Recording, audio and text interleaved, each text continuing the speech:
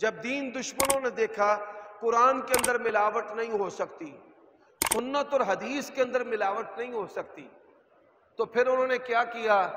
انہوں نے صحابہ کرام کے اوپر حملہ کرنا شروع کر دیا۔ اب صحابہ کرام، ان کے بارے میں ہمارا یہ نظریہ ہے کہ وہ انسان ہیں، ان سے غلطیاں ہوئی ہیں، ان سے کوتاہیاں ہوئی ہیں، ان سے گناہ ہوئے ہیں۔ انہوں نے اس ذہن کا، اس بات کا فائدہ لے کر صحابہ کرام رضوان اللہ علیہم اجمعین، ان کے بارے میں ہمارے ذہنوں کو آلودہ کرنا شروع کر دیا۔ یہ بات یاد رکھیں، نبی علیہ السلام نے فرمایا میری امت جو ہے وہ گمراہی پر جمع نہیں ہو سکتی، یعنی صحابہ کرام جس چیز پر اکٹھے ہیں وہ حق ہے۔ شریعت کے اندر صحابہ کرام کا جو اتفاق ہے وہ ایک معصوم دلیل ہے، یعنی ان کا جو اکٹھ ہے وہ کبھی بھی غلطی پر نہیں ہو سکتا۔ اب حضرات، صحابہ کرام میں کچھ لوگ ہیں جو بنو امیہ کو ٹارگٹ کرتے ہیں۔ یہ بنو امیہ کون ہے؟ حضرت عثمان، حضرت معاویہ، یہ اموی ہیں۔ کچھ لوگ ہیں جو حضرت علی اور ان کے خاندان کو ٹارگٹ کرتے ہیں۔ یہ بات یاد رکھو، تمام صحابہ کرام کا احترام جو ہے وہ واجب ہے، اور جب صحابہ کرام کہا جاتا ہے تو اس کے اندر نبی علیہ السلام کا خاندان بھی شامل ہے۔ صحابہ کرام کہ جس نے ایمان کی حالت میں اللہ کے نبی سے ملاقات کی ہے اور ایمان پر اس کی موت ہوئی ہے۔ آپ دیکھیے، سینکڑوں جنگیں ہوئی ہیں نبی علیہ السلام کی زندگی کے اندر، سینکڑوں صحابہ کرام شہید ہوئے ہیں۔ میں سوال کرتا ہوں اپنے اہل تشیع دوستوں سے کہ یہ نبی علیہ السلام کے ساتھ جنگیں جو ہیں یہ کیا کھیل تھی؟ انہوں نے جنگوں کے اندر اللہ کے نبی کا ساتھ دیا، اپنا خون پیش کیا۔ صحابہ کرام منظر کشی کرتے ہیں کہ جب کفار کے تیر آتے تھے، ہمارے پاس ہتھیار تھوڑے ہوتے تھے، دفاع کے لیے خود اور زرہ نہیں ہوتی تھی، تو صحابہ کرام کیا کرتے تھے؟ رسول اللہ کے سامنے اپنے سینے کو خود اور زرہ بنا لیتے تھے، اور تیر ان کے چہروں پہ، ان کی کھوپڑیوں پہ، ان کے سینوں پہ پڑتے تھے۔ وہ یکے بعد دیگرے گرتے تھے، اور گرتے گرتے کہتے تھے انصاریوں یہ نہ ہو اللہ کے نبی کی ذات اور جسم پہ زخم آ جائے اور قیامت کی صبح تک تمہارے اوپر سے یہ داغ نہ دھلے کہ انصاریوں کے ہوتے رسول اللہ پر زخم آ گیا ہے۔ ایک کے بعد ایک گرتا، اور ایک جو ہے اس داغ کو دھونے کے لیے رسول اللہ کے سامنے سینہ سپر ہو جاتا کہ یہ تیر میرے سینے پر آئے، رسول اللہ پر نہ آئے۔ میں آپ سے سوال کرنا چاہتا ہوں کہ کیا یہ لوگ منافق تھے؟ یہ جانیں پیسے کے لیے دے رہے تھے؟ ان کو عہدے چاہیے تھے؟ ان کو کیا چاہیے تھا؟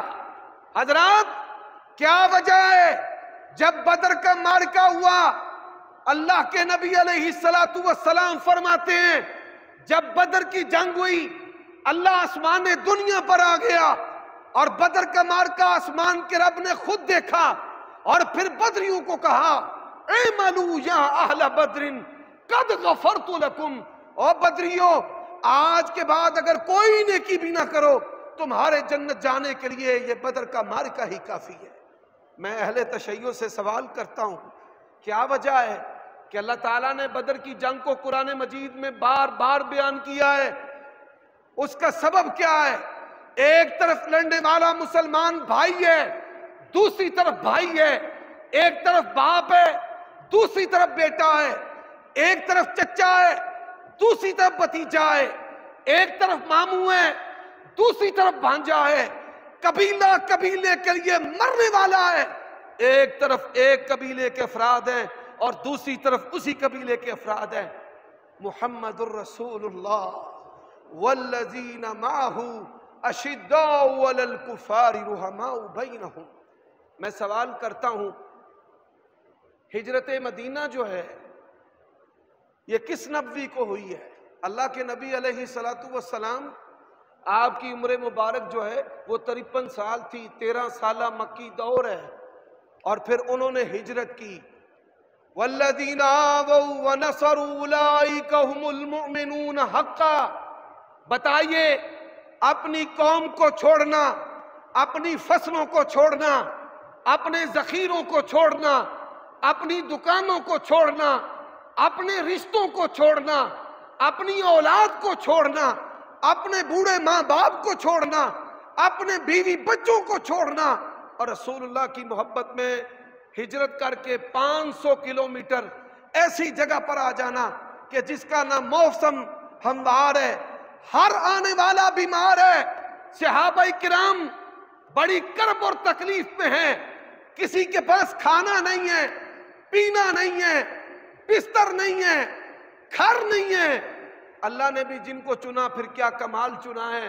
انہوں نے اپنے گھر بھی دیے، اپنی بیٹیاں بھی دیں، اپنے کاروبار بھی دیے، اپنی زمینیں بھی دی، اور پھر قرآن نے نقشہ کھینچا.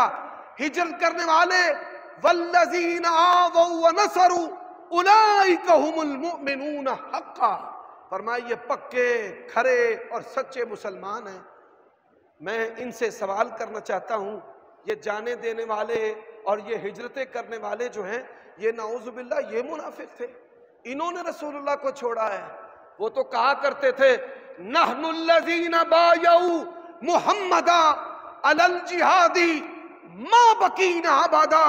اے اللہ کے نبی، ہم نے آپ کے ہاتھ پر بیعت کی ہے، اور جب تک ہم زندہ ہیں ہم آپ کی محبت میں کرتے رہیں گے، لڑتے رہیں گے، مرتے رہیں گے.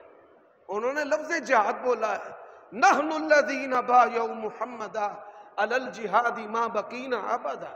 اور آپ دیکھیے صحابہ کرام گئے ان لوگوں کے ہاتھوں سے، ہمارے ہاتھوں سے نہیں. ہمارے پاس تو خاندان نبوت، ہمارے پاس تو اللہ کے نبی کا دین ہے، اور اللہ کے نبی کے دین کو بیان کرنے والے آج سوشل میڈیا پر بڑے طریقوں سے، ٹیلی ویژن پر، سیٹلائٹ پر بڑے طریقوں سے حملے کیے جاتے ہیں کہ بتاؤ کیا آپ کے بعد آپ کا خاندان وارث ہے یا باہر والے وارث ہیں؟ حضرات اس کے دو جواب ہیں. اللہ کے نبی کا جو دین ہے، ایک دین وہ ہے جو گھر کی چار دیواری کے اندر ہے، اور ایک دین وہ ہے جو گھر کی چار دیواری سے باہر ہے. جو گھر کی چار دیواری سے باہر دین ہے، اس دین کو صحابہ نے بیان کیا ہے. ان ابی بکر صدیق، ان عثمان بن عفان، ان عمر بن الخطابی.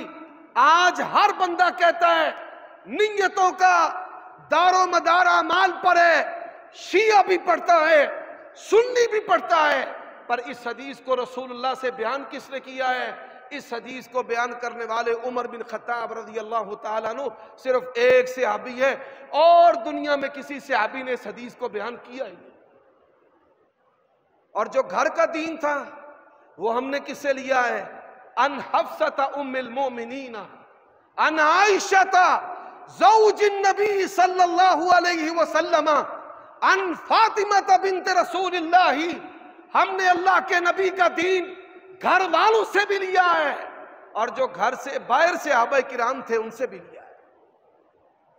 حضرات اب کہا جاتا ہے کہ حضرت علی جو ہے وہ پہلے خلیفہ ہوتے تو یہ اختلاف ہوتا ہی نہ. اللہ تعالیٰ نے قرآن مجید میں یہ بات ارشاد فرمائی ہے، وعد اللہ الذین آمنوا منکم وعملوا الصالحات لیستخلفنہم فی الارض. رسول کا جو خلیفہ ہے وہ رب بناتا ہے.